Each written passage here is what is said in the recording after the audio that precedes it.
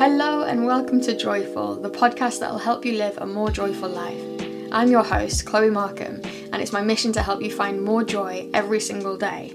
This podcast is a deep dive into ways to reduce your stress, your overwhelm, anxiety, and that voice in your head that tells you you're not good enough, whilst also diving into the methods, philosophies, and protocols that help us live more connected, grounded, and ultimately happier lives. This is about living life on purpose.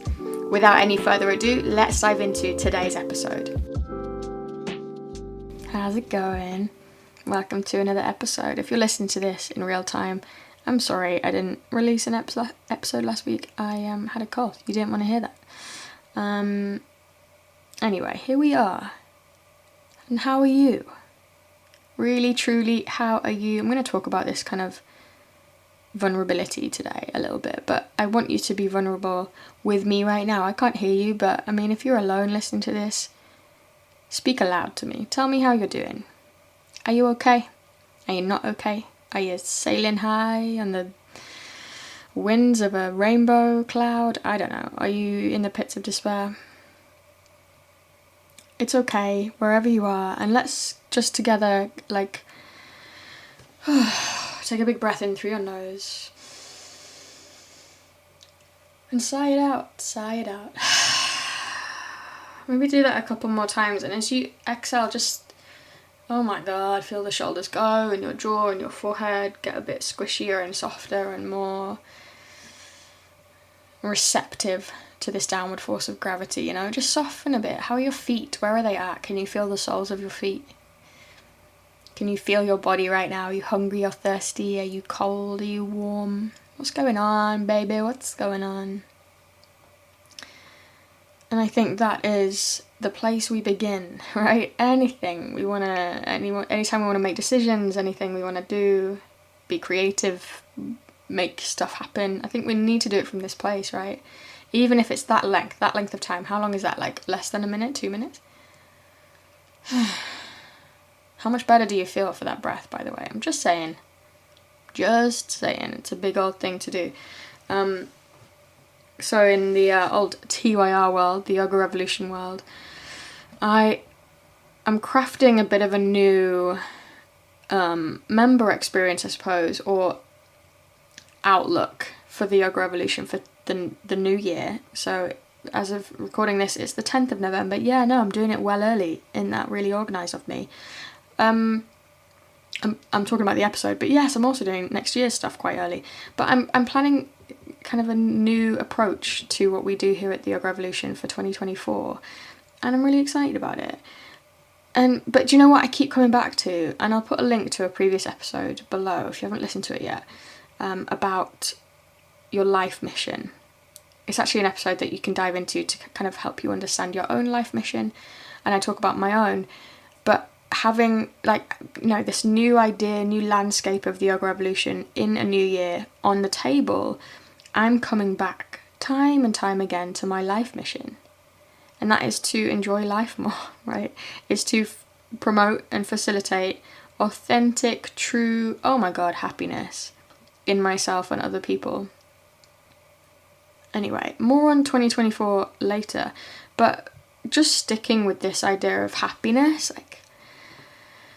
I don't know, like the last episode I spoke about productivity. Did I? Or one of the last episodes, I don't know. I spoke about it though, being this buzzword. I even got an email the other day. You sign up to a whole load of shit emails. Mine aren't one, by the way, just saying. But I got this email being like, how to be more productive. And I just laughed at it because you and I have had this conversation, right? Like, this idea of being productive is fucking wild. Why are we seeking it all the damn time? No wonder we're sick. No wonder the planet is fucked and, life is the way that it is. It's like, God, can we just take a break for a second? Jesus. But on a similar note is this weird, fleeting concept of happiness that I've spoken about so often. And again, I've spoken about this in a previous episode about enjoyment. And I think that's such a big, valuable thing. Enjoyment. What is it you're doing right now? Well, you're listening to this podcast. maybe you're doing something else at the same time, can you enjoy it a bit more? What does it look like if you were gonna enjoy what you're doing a bit more right now? For me, it's always this like absolute core whole body decompression that happens. I just kind of flop and I'm like, oh yeah, this is nice actually, like how cool is this place right now that I'm in, and the stuff that I'm doing, speaking to you, my friends. It's nice. But happiness is slightly different, I think, and it can be this weird fleeting concept. So anyway, in this whole episode that you've tuned into today, I'm going to talk about my ultimate 4 pillars of happiness and why they're so important. And let's kick off with my number 1 pillar, which is self-care and mindfulness, because I think, you know, all of this stuff, when we think about the yogic perspective, and if you've been diving into yoga in any kind of big, deep way, you know that it isn't just movement, right? It's not just breath, right? And there's this ripple effect. And the whole point of yoga, especially yoga that you practice with me or any kind of engaged teacher, is about making the world a better place, right? In some way, shape or form. And but you know, we can't do that. We can't have these outward ripples of positivity. We can't start an upward spiral without a start. And that beginning has to be within ourselves. So self-care and mindfulness is number 1. If you're not, this is that old adage, if you're not filling your own cup first, how do you expect to pour into others, right? Or if you're not putting on your own oxygen mask first, how can you be expected to put on the oxygen masks of others? In a terrible flight crashing sort of scenario. Let's hope that never happens, but you get the gist. So, and like, oh my god, here we are. I could talk about this for hours, but I'm trying to keep these podcasts really Christ, this is not a good word. It's not a good day for my words. Oh my word. Anywho, it's not, I could talk about this for hours, but self-care, right? So what is that for you? And so much of what I talk about is productivity and not productivity things. Because right now, in today, your self-care is going to look different than it will be tomorrow, especially if you're someone who experiences and who deals with a menstrual cycle, you know, and different kind of hormonal contraceptives and all of that. Like, oh my god, it's a minefield from one day to the next, or it can be. I mean, even if you're not someone who deals with a menstrual cycle, it can be. And it is super fluid. That's kind of one of the joys of being alive, right? Taking care of yourself is going to shift from one day to the next. It doesn't look like self-care isn't yoga, meditation, no carbs, intermittent fasting, ice baths. And this is what I talked about in the last episode. Can I remember now? The last episode being about wellness overwhelm. Sometimes that is what self-care is. But sometimes it really isn't. And actually, if we kind of strip it back, self-care is interoception, right? So that's the art of listening internally to what your body is needing right now, and your mind, what are you craving right now, what do you need? And then responding to that accordingly. And we do this on a micro level in our yoga classes, right? I say that all the time. Hey, how's your hip feeling in this pose, babe? Like, feel it and respond accordingly. Don't listen to me. I don't know how your hip's feeling. I'm giving you some basic foundations to move, from which to move, but it's up to you to feel. And I think it's the same with all of these wellness and self-care tips and hacks and habits. Great. They're wonderful. These are the foundations from which you can build a wonderful self-care house. But it's up to you to understand what it is you need and when. So I think the biggest thing, if we're talking about happiness and like this upward spiral and living a joyful existence, it has to start with you feeling more and responding accordingly. If you're in the TYR library, by the way, if you're a member, I'm going to put the link to join below because you need to join because it's great. But I've released a meditation practice this week that is about interoception, about this art of feeling, and it's going to help you every day build the muscle of feeling more. And it's important because from there we can implement all of these tools or not. We're in a place of power. I think that's not the word I'm looking for, but we're in a place of being able to know what we want to do, right? And some days self-care is extra food and that's it.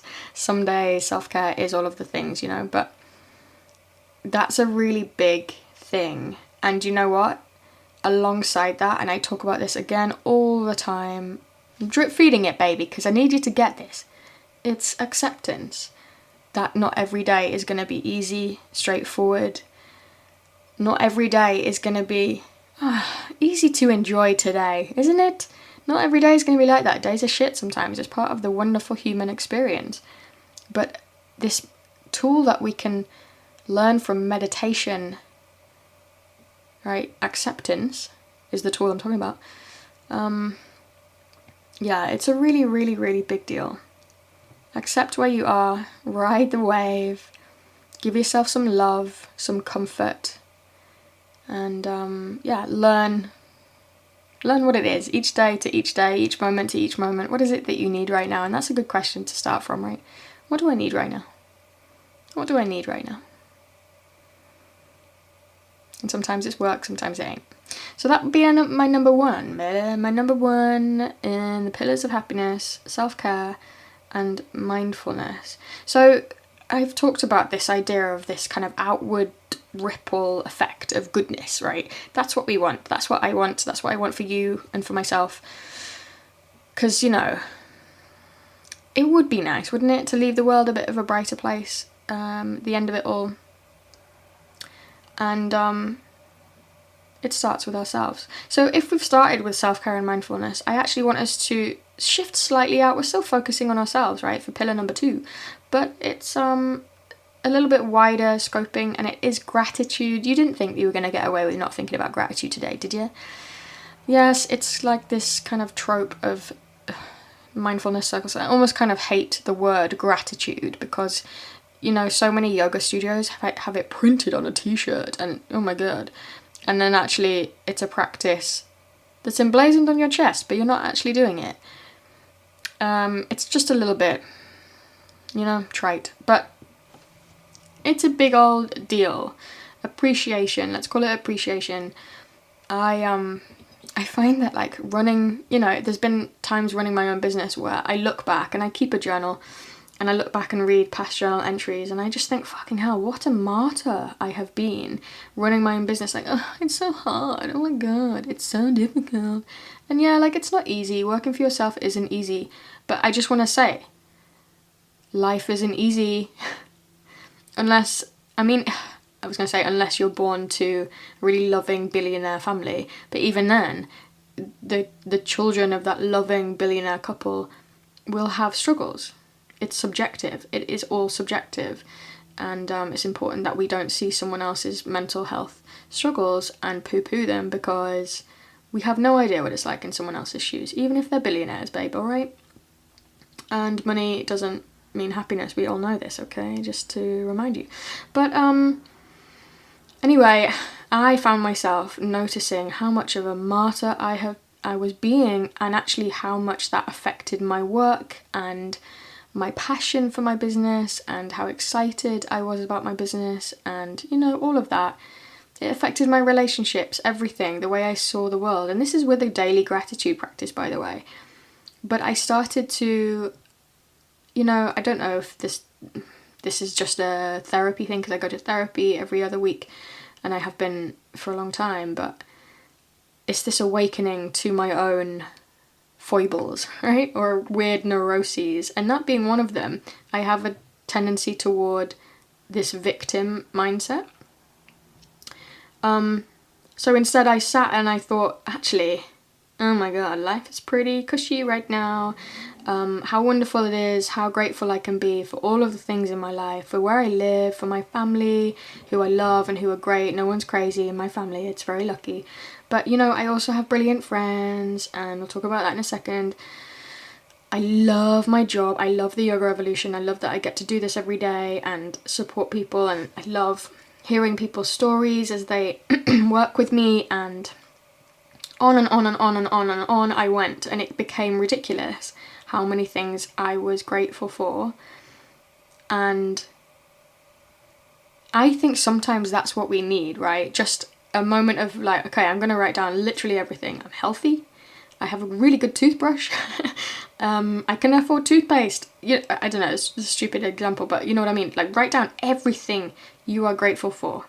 Everything that you're grateful for. Have a moment of appreciation, because your life, the fact that so you're probably listening on Apple Podcasts or Spotify or maybe somewhere else, but either way, the fact that you're listening to this podcast means that you have enough money to pay for a podcast streaming servicey thing, or maybe not, and that's okay, but maybe you've got a phone, you're listening on a smartphone or a computer of some sort, or in a car. How amazing is that? And we're connected through that phone to so much amazingness and so many good people and so many opportunities, and not that you have to take them all, no pressure, babe, but how wonderful that is. You're breathing. Your breathing's pretty good right now, probably, right? Because we've spoken about this a lot. 4 working limbs, hopefully, and your heart beats. Your brain's pretty good at thinking about things and comprehending these words that I'm waffling at you right now. And I think that sometimes, for me, I just need a moment. I need a gratitude kind of dump. 3 times a day. So three things I can be grateful for in the morning is wonderful, and that's part of my morning routine. Again, there's an episode for that, babe. Just, go through the archives. But that's great. It is great. But sometimes I need an absolute dump of gratitude to kind of be ridiculous about it and, stop me being a martyr. You're not a victim. No one's doing this to you.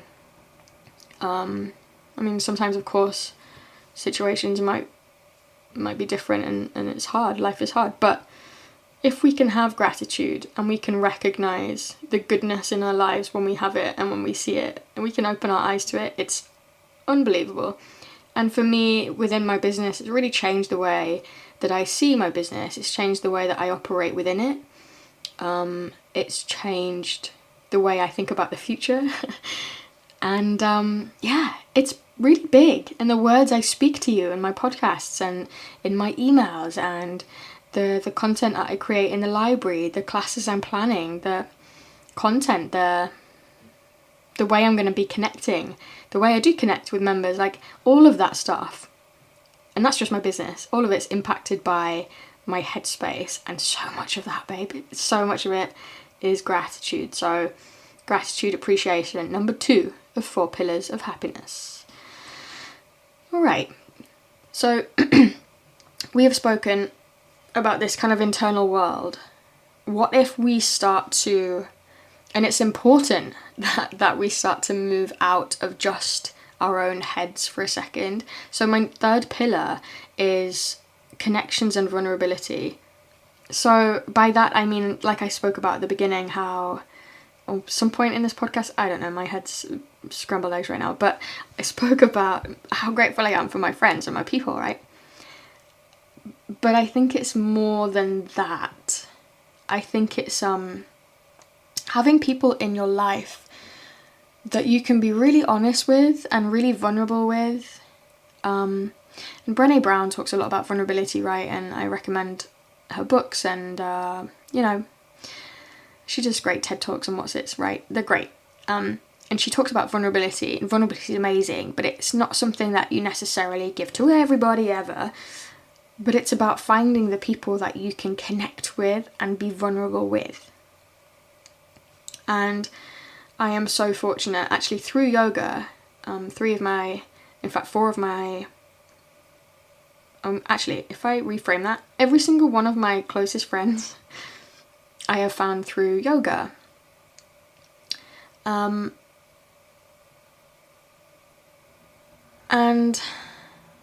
I know I'm saying this, and it's really difficult to find people when you're an adult.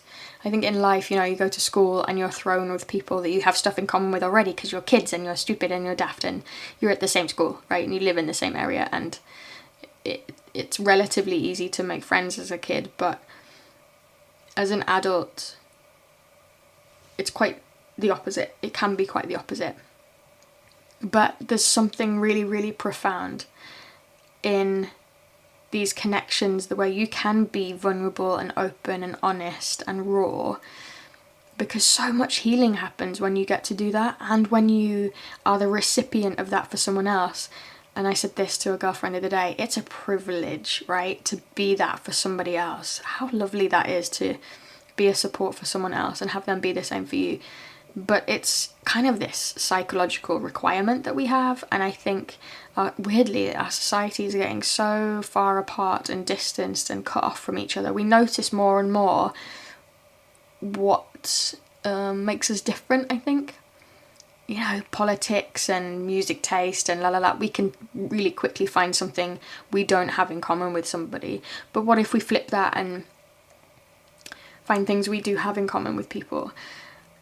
If you're the kind of person that struggles building good, solid, kind of girlfriend type babe friend relationships as an adult, I've used the word babe a lot in this episode, haven't I? I'm not apologising. Then I hear you, and I think actually I'm going to talk about this in the fourth pillar coming up. But don't give up. Do things that get you out, meeting new people, and keep the faith and stay open-minded and open to people. Because I really do think this is it. And if you already have girlfriends, you know, I would recommend, or guy friends, doesn't matter. Gender really doesn't matter in this. I think see if you can be more open and honest with them and vulnerable with them and share things with them, because, you know, friends are going to really appreciate that you can do that and that you feel comfortable enough to do that. But the kind of connection you get and the heartwarming that happens when we do that, I just don't want to discredit it. It's huge. It's really big. So that's my number 3, is connections to people, being vulnerable with people, hugging your people, like a good hug. Oh my god, give someone a good hug. I know you're perhaps not a hugger, but suck it up, man, because honestly, you're going to benefit, they're going to benefit. Might feel awkward for a little bit, but trust me, it's great. Hugs are the best. I'm just laughing because I know so many non-huggers, and I find that quite awkward. Like, I want to hug you. Anyway, and so to number 4 of the 4 pillars of happiness is purpose. I've written 3 words here. I've written this down. Thank you. Yeah, I know I'm prepared for this podcast. Sometimes I just waffle off. But today I've written this down. So I've written 3 words down for this. Purpose, direction, and fulfillment. Because I think there's kind of nuances to this. But purpose being your purpose. What are you here for? Okay, go back to my life mission episode, yeah, and listen to it and find out what it is. For me, it is what I'm talking about today. It is helping you and me and the people in my life find more fulfillment and joy and loveliness and happiness, right? Because we're gonna die someday, and won't it suck if we've not had a good time? Oh my god. So let's have a good time. That's my mission. Find out what yours is, and it doesn't have to be big and grand and life-changing. You don't have to leave necessarily the world a brighter place when you cork it. Maybe you just leave the world the same. Well, that's alright, because the pressure, oh my god, to make the world a better place. Like, are you going to be the next Einstein? Maybe not.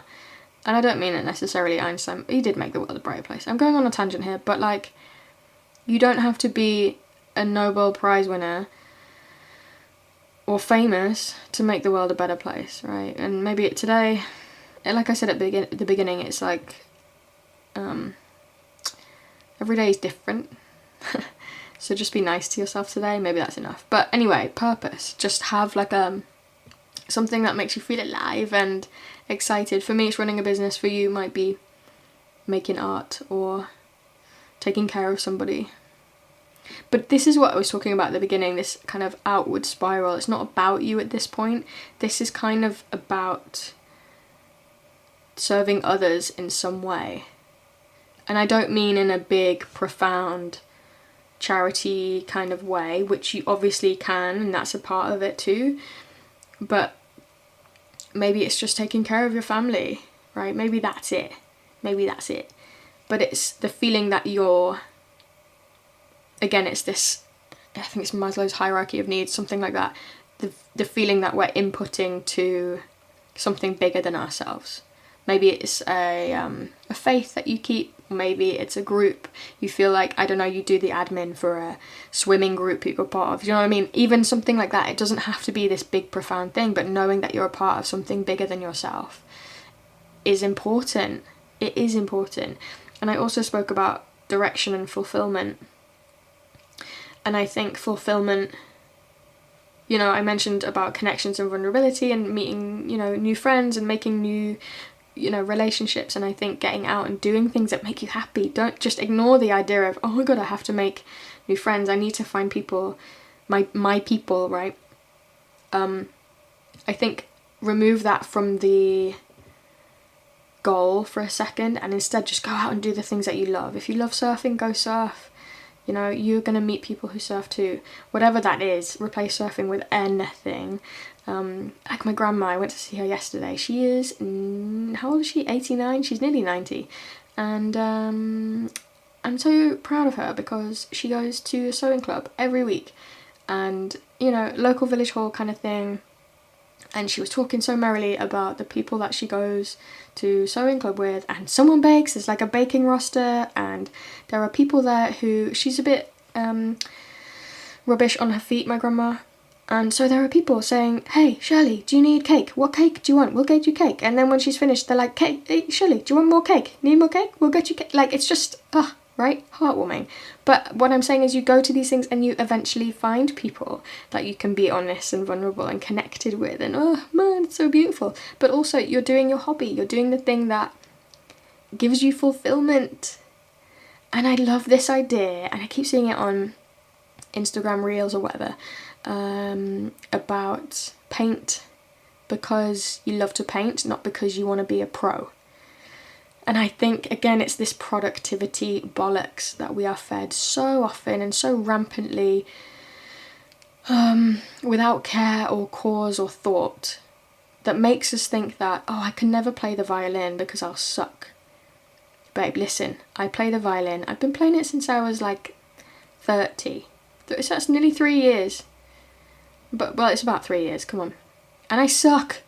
I really fucking suck.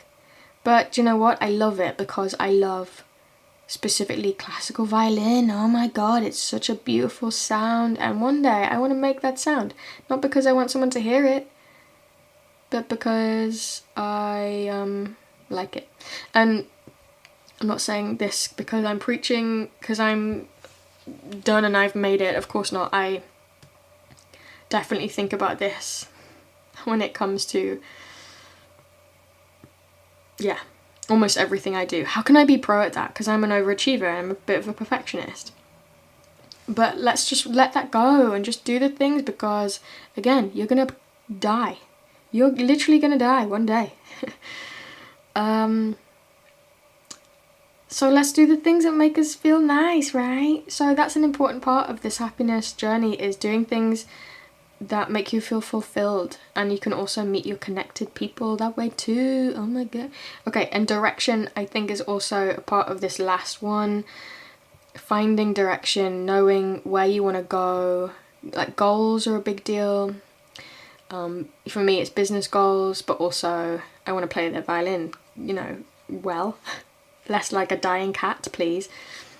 That's a goal. That's a really nice thing to do, and you're working towards something. It's this feeling that we're not just stagnant, and that's really exciting. It's really exciting, even if it's as simple as playing the violin, less like a dying animal.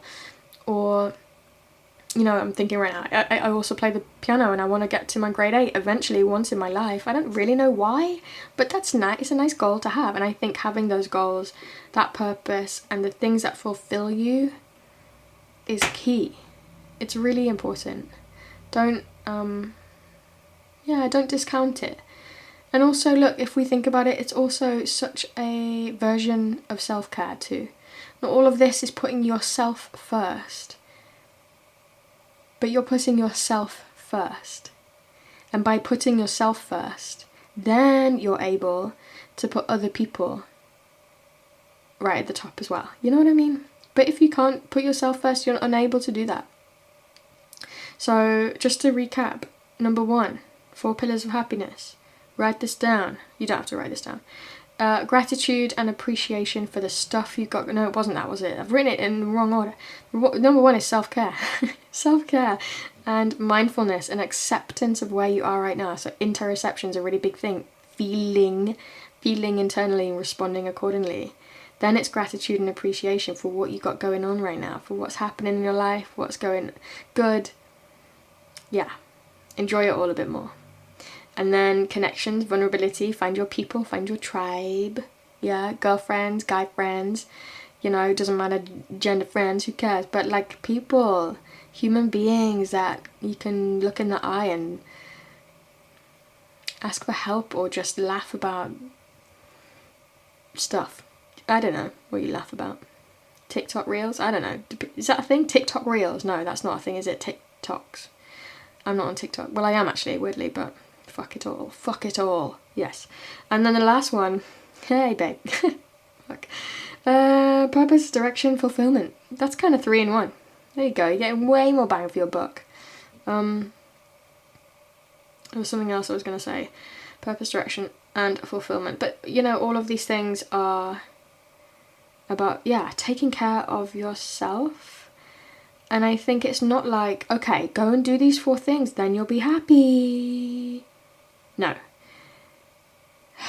Again, this idea of happiness, we often tie to, well, so often financial goals, right? And career goals or family goals when you're able to have a bigger family, or when you find your person, your man, or when you move house, or whatever it is, financial stuff. Then we'll be happy, and I'm such a victim of that too. But that's not the case, right? Just a reminder that you're not going to be happy when you get that. You're not going to be happy when you get the boots or the coat, or when you buy the thing, or you get that level of financial security. I remember this statistic is really important. Money does make you happy to a certain extent, right? So I'm assuming you're listening to this and you have clothes on your back. You've had a meal recently. There's somewhere you can stay tonight. That's happiness. Like fundamental, core, foundational happiness is being able to treat your very core needs, your primal needs of survival. So yes, to that point, money does buy you happiness, because you need money, really, probably, to do those things. You might not need much, but you need some. But then when you talk about inflated bank accounts, we're talking about billionaires at the beginning of this episode, that doesn't make you happier. And I just really want to remind you of that, and remind myself of that. Yeah, sometimes it's hard when it comes to Christmas. Like, fuck, it would be so much easier if I had loads of money when it comes to gifting people, right? I get that. But you're not fundamentally unhappy because you can't buy your bestie a Rolex. I know I'm generalising here, but it is a kind of idea that once we're richer, if we get richer, financially richer, then we'll be happy, but it's actually not the case, psychologically speaking. So just be careful with that idea. Can you be happy right now is the kind of principle of the 4 pillars that I've spoken about. Being content right now, feeling into your incredible body, your people, your mind, your self-care rituals, and your purpose on this life, in this life, on this earth. Yeah, it's a good thing. It's good. Life is good, and it's life is good, but we just need a reminder sometimes. You know what I mean? And I want to wrap this up. I want to wrap it up with my good to be alive moment. I don't think of these beforehand. Maybe I should, because I get to this point and I'm like, fuck, I don't know. Good to be alive moment right now. I know what it is. So I saw my grandma yesterday. First of all, my grandma is a good to be alive moment. I love my grandma. But we were driving into her local town of Beverley, Yorkshire. Yeah, East Yorkshire, baby. Anyway, it was very autumnal, and you know when you drive through that like a particular street and there's trees and it's golden and the light is shining in a particular way and it's just the epitome of an autumnal postcard. I really, really love autumn and the season change and the smells and the coldness, and I got to wear my big faux fur coat and look like that woman from that show who says, that Anna woman, you know, the money is coming. I feel like her. Giant fur coat, big fat boots. Oh, I love the vibe, man. I really love autumn. So that's my good to be alive moment. But just a reminder, what's yours? It is a thing in your life that you're like, oh yeah, it's really nice. That's really nice. I'm glad I'm alive and get to experience this thing. We talked about that a lot today here. There's 4 pillars of happiness. And this is my jam. If you need help with this, if you want guidance, yoga, but there's so much coming in 2024 in terms of like this stuff. That's all I'm gonna say. And I'll talk to you about it later, yeah. But I hope you're doing good. I hope you're feeling a little bit like sparkly and light inside, because you got this, my babe. You got this. I'm gonna call you babe one more time, alright, babe? Because you're a babe. You know it. Thank you so much for listening, my friend. I hope you're feeling sparkly and inspired to live a more joyful life. Make sure to subscribe to the podcast, leave me a rating. These things are invaluable to me, and share it with people who need it. This is about inspiring more people to be more connected and lead happier and more joyful lives. Join my inner circle for more inspiration. Learn more at the website theyogarevolution.co.uk and chloemarkham.co.uk. I'll see you in the next episode.